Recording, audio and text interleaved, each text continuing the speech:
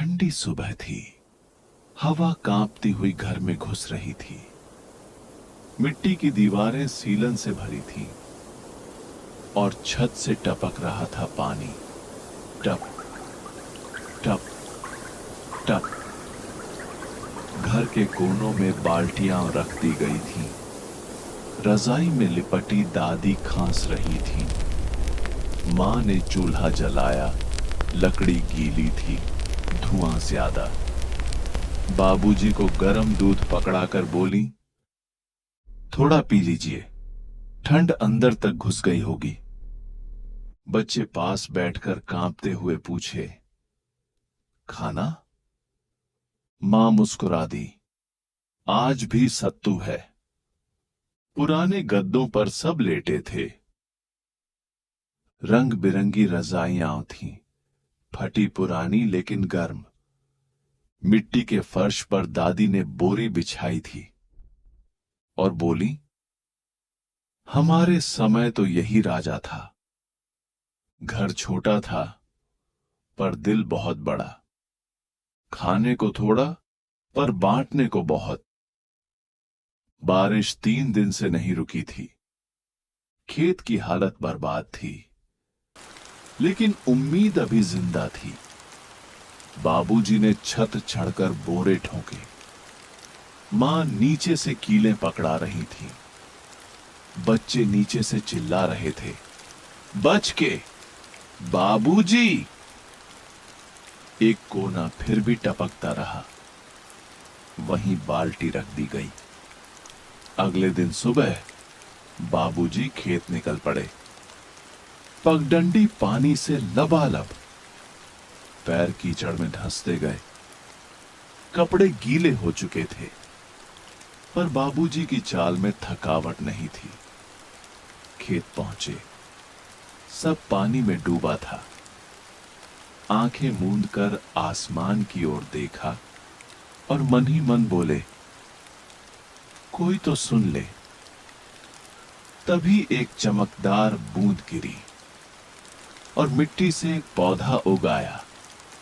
उस पौधे पर छोटे छोटे दाने थे, जैसे सत्तू के सुनहरे टुकड़े।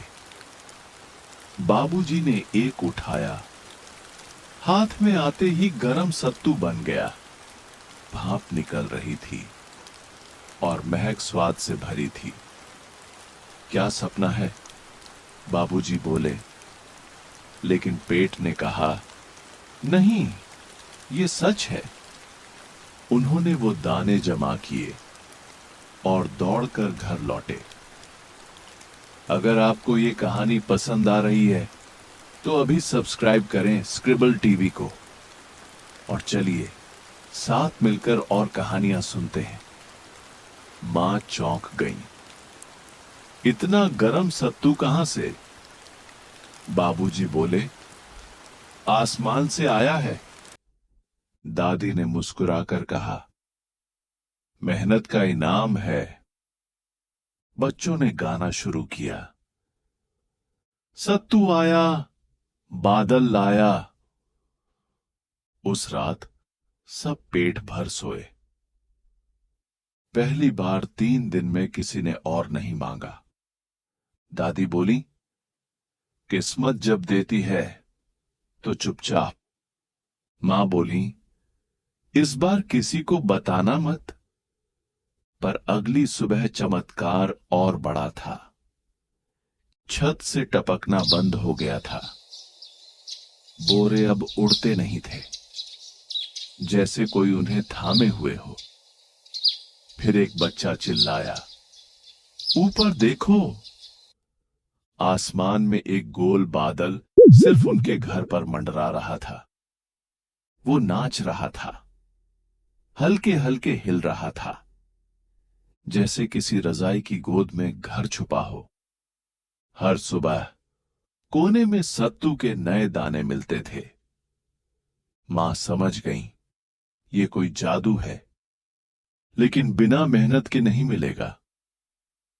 इसलिए अगले दिन बाबूजी फिर खेत गए।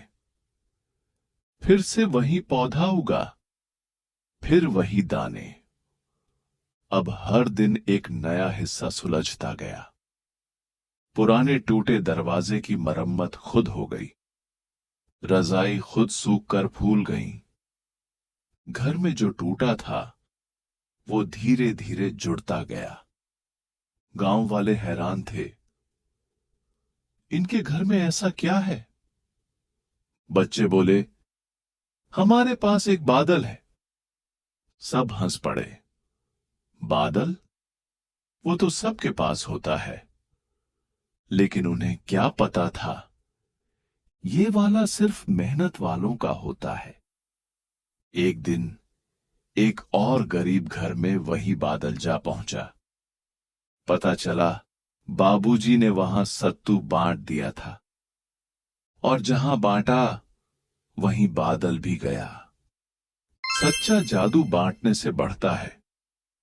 अगर आप भी मानते हैं कि मेहनत का फल जरूर मिलता है, तो वीडियो को लाइक करें और स्क्रिबल टीवी को सब्सक्राइब करना मत भूलिए। दादी अब रोज एक नई कहानी सुनाती हैं।